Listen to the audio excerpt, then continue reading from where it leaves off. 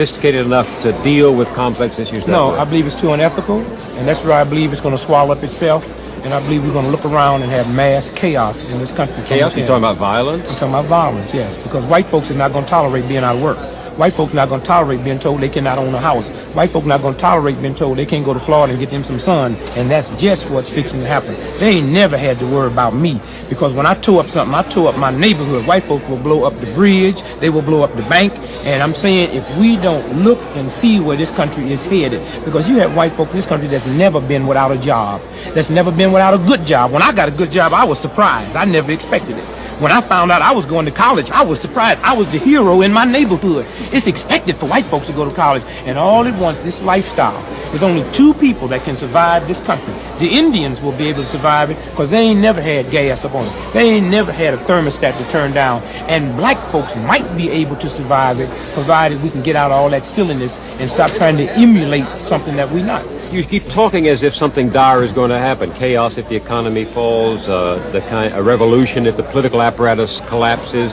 And yet, I don't see much evidence of that. I see instead resignation, disillusionment, a retreat into self-centeredness, the me decade. I don't see any sense of the flames that might flicker into real change. I wouldn't see it neither if I wasn't watching the economy. And I'm not saying that we were cleaner back in that last depression or pure, but conditions forced me to live next to you as my brother, so I knew what dinner was. I don't know who lived next to me now. I don't know who's upstairs. I don't know who's downstairs. I know one thing: every other person got a gun.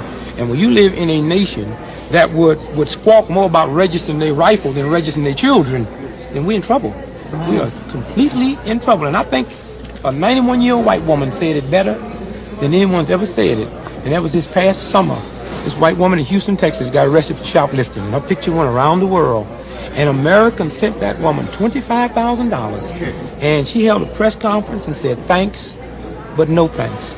I don't need your $25,000. I need you to change the conditions that reduces people like me into shoplifting. And I love that because it embarrassed me. Because that old white woman upset me, because if my grandmother was alive in 91 and got caught shoplifting and white America sent her $20,000, she'd have got on TV praising God and talking about what a good country this is. But that woman put it right. I need you to change the conditions that reduces me down. And that's a funny thing, because when you get people that's Christians that really believe in God, they get reduced down to stealing, then you lose that thing. And if America is not watching, we in trouble. Hey, Shalom, giving all praise, glory, and honor to Yahweh, Ba'ashem Yahushai, Ba'ashem Makah HaKodash, double honors to the elder apostles, a great millstone, do well, peace, love, and blessings to the elect, scattered throughout abroad, wherever you may be. I'm the affiliate Panakla, coming at you once again with another lesson, Lord's will, through the spirit and power of Yahweh, Ba'ashem Yahushai. His lessons edifying and also exhorting. And as you can see, interviewed by Dick Gregory, and he said a lot, man, which the apostles have been speaking, and it's the holy prophets have written it in the scriptures, all right, thousands of years ago. But here it is now, all right. These things are coming to pass, and America is in trouble. And again, it has already been prophesied by the men of the Lord, okay, speaking of these things to come. So he said a lot. This video will be super long. We actually hit everything, but let's hit a few points and we get some scriptures. And get them some sun, and that's just. Watch this clip. You believe the American political system is sophisticated enough to deal with complex issues? No, I believe it's too unethical, and that's where I believe it's going to swallow up itself. And I believe we're going to look around and have mass chaos in this country. Chaos? You're talking about violence? I'm talking about violence, yes, because white folks are not going to tolerate being out of work. White folks not. Yep, white folks not going to tolerate being out of work. White folks not going to, and white folks are Edomites. All right, that's their biblical nationality. Esau, Edom. Says being told they cannot own a house. Tolerate being told they cannot own a house. White folk not going to tolerate being told they can't go to Florida and get them some sun. All right. Restricting travel. Only the rich should be able to travel. You see the gas prices. They playing with it right now, but gas price is going to reach all-time high. And this is going to affect Esau, Edom the most. All right. Because as his liberties and constitutional rights and all those good things that the so-called founding fathers established in the NWO, all right, the Constitution of the United States of America will not exist. All right. It's already been basically suspended, all right, due to executive orders, which is why, you know, certain things have taken place over the last decade or the last 5 to 6 years that was so-called unconstitutional. All right, when you went into the lockdowns and, you know, Trump now, one of the latest, greatest examples, the ICE, you know, private military, you know, all these unconstitutional things. And hell, even just the Federal Reserve. All right, it's unconstitutional. Real money is gold and silver. Okay? But nonetheless, all right, this is a prophecy the prophet Isaiah saw concerning America, which in code is Egypt. Because ancient Egypt had already fell, all right, by the time Isaiah wrote this prophecy. And, you know, here it is taking place now. Okay? Isaiah 19:1 says, "The burden of Egypt, behold, the Lord rideth upon a swift cloud, and shall come into Egypt, and idols of Egypt shall be moved at his presence." And that's, you know, the spirit, the false gods. All right? And that's what made Egypt great, so to say. You know, all idolatry, the sacrifices and worship, they were given unto those demons.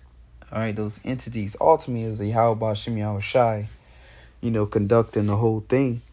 But the Egyptians, they had, you know, they had their lower level gods that they praised and worshiped. And those gods worked for the Most High anyways. It says, "And the idols of Egypt shall be moved out of his presence." America is no different. You know, America is heavy into idolatry, man. I worshiping all types of different gods.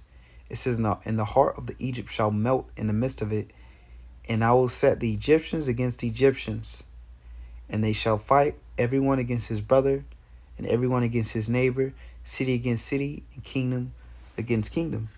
So, and that's happening now. When you go to the, which we bring out, the GNT translation, Isaiah 19:2, the Lord says, "I will stir up civil war in Egypt, and turn brother against brother, and neighbor against neighbor. Rival cities will fight each other, and rival kings will struggle for power." All right? And that's what you see now. And this, you know, this will go into it, because it's in the same verse where the Lord, that cruel Lord. Verse 3, I am going to frustrate the plans of the Egyptians and destroy their morale. And that's what's happening now.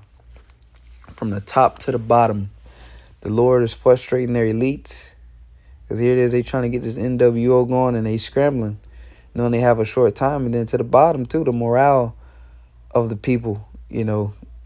Nobody's proud to be American. That spirit of proud to be American, you know, that spirit is dead, man. It's dying. You know, it says they will ask their idols to help them, and they will go down and they will go and consult mediums and ask spirits of the dead for advice. And that's what they do, man. You know, it's no secret. You see it all in the movies. All right. You know, they basically do it openly. It says, "I will hand the Egyptians over to a tyrant, a cruel king who will rule them. I, the Lord Almighty, have spoken." All right. And you see that now with Donald Trump, because the Americans not going to be told they can't do this, they can't do that. And that's just what's fixing to happen. They ain't never had to worry about me, because when I tore up something, I tore up my neighborhood. White folks will. See, and he say me, meaning so-called black people. Because what happens when riots, what happen, you burn up your own neighborhoods. All right? So it's these Edomites, they the ones that's going to destroy their own kingdom, man. Blow up the bridge, they will blow up the bank. And I'm saying, if we don't look and see where this country is headed, because you have white folk in this country that's never been without a job, that's never been without a good job. When I see that so-called white folks that's never been without a job, right? This is all the matter of fact. I don't even have to go anywhere. Let's go to the same chapter. right? Isaiah 19:14. The Lord hath, it's like it, the Lord hath mingled a perverse spirit in the midst thereof, and they have caused Egypt to err in every work thereof, as a drunken man staggereth in his vomit. Neither shall there be any work for Egypt, which the head or tail or branch or rush may do. All right? No work for Egypt, man. And that's what's happening. Due to the destruction of this society, the collapse of this society, and the NWO. You know, these white people, so-called white people, these Edomites about to feel it the most, man. And they're going to be the ones to actually kick off a whole civil war. All right? Got a good job. I was surprised. I never expected it. When I found out I was going to college, I was surprised. I was the hero in my neighborhood. It's expected for white folks to go to college, and all at once, this lifestyle. There's only 2 people that can survive this country. The Indians will be able to survive it because they ain't never had gas up on them. They ain't never had a thermostat to turn down, and black folks might be able to survive it. So he said the tribes, the Southern Kingdom, Northern Kingdom, right? So-called Indians, Latinos, Native Americans, and so-called Negroes, West Indians, Haitians. Okay? And those will survive. When society breaks down and Esau, Edom turn up and go to his nature, right? So-called blacks, Hispanics, Native American Indians, all right, they will survive and elect among them. Jeremiah 30:7, alas, for that day is great, so that none is like it. It is even a time of Jacob's trouble, but he shall be saved out of it. So he said a remnant of them gonna survive as our enemies destroy each other. All right, from the top to the bottom, man. You know, from the elites to the commoners. That's what the revolt is truly about. The rich against the poor. The rich is hoarding all the resources from the poor and basically enslaving them. That's the Edomites for you, man. Provided we can get out all that silliness. But yeah, that's pretty much it. We heard it. But that's what's getting ready to happen, man. And now is that time nearer than we believed. Because this collapse of this society is about to come. Not only is it going to be the worst, but this is going to be a transition from an old system to a new one. So chaos has to happen. All right, that's how changes and things are made. You know, a lot of moving around, a lot of shaking. So I'll leave it there, Lord. This was edified, giving all praises to Yahweh, Bahashem Yahushai, Bahashem Makah HaKodash, double on Apostle, Great Millstone, peace, love, and blessings to the elect. Till next time, say shalom.